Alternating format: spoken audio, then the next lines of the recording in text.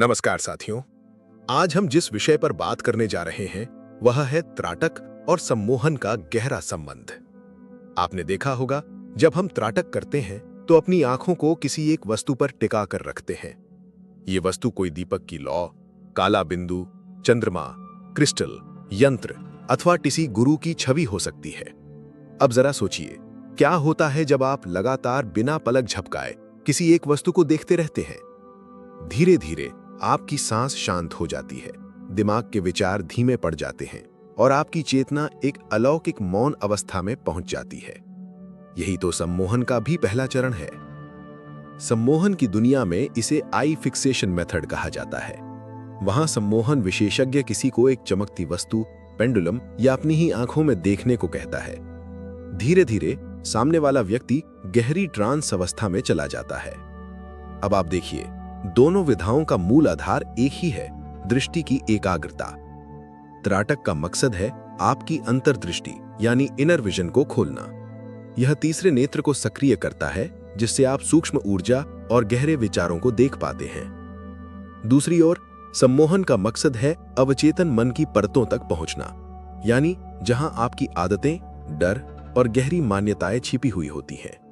इसीलिए सम्मोहन का प्रयोग किया जाता है नशा छोड़ने, डर मिटाने, आत्मविश्वास बढ़ाने और दर्द कम करने तक। भारतीय तांत्रिक परंपराओं में त्राटक का उपयोग केवल ध्यान या आत्मिक साधना तक सीमित नहीं था। वहां इसे दृष्टि बंधन भी कहा गया है। इसका अर्थ है अपनी आंखों की शक्ति से सामने वाले के मन पर प्रभाव डालना। यही तकनीक बाद में पश्चिमी दुनिया में हिप्नोटिज्म के रूप में विकसित हुई। आप गौर करें, जब आप त्राटक करते हैं और बहुत देर तक किसी वस्तु को निहारते हैं तो आंखें बंद करने पर उसकी छवि आपके मन में उभरती है। इसे आफ्टर इमेज कहा जाता है। इसी आफ्टर इमेज को पकड़कर साधक ध्यान की गहराई में उतरता है। अब यही प्रक्रिया सम्मोहन में भी होती है, लेकिन वहां गाइड आपको मानसिक चित्र बनाने और सुझावों को स्वीकार करने में मदद करता है। त्राटक को आत्म सम्मोहन के रूप में भी किया जा सकता है।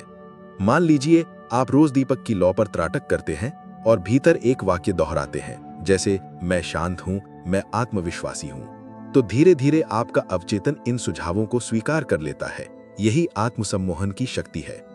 तो सार यह है, त्राटक और सम्मोहन दोनों ही आपकी चेतना की चाबी है। फर्क केवल उद्देश्य का है। त्राटक का उद्देश्य है आध्यात्मिक जागरण और अंतर्ज्ञान, जबकि सम्मोहन का उद्देश्य है मानसिक उपचार और व्यवहार परिवर्तन। लेकिन दोनों ही विधाएं आपको एक ऐसे द्वार तक ले जाती हैं जहां सामान्य चेतना से परे एक रहस्यमयी शक्ति छिपी हुई है।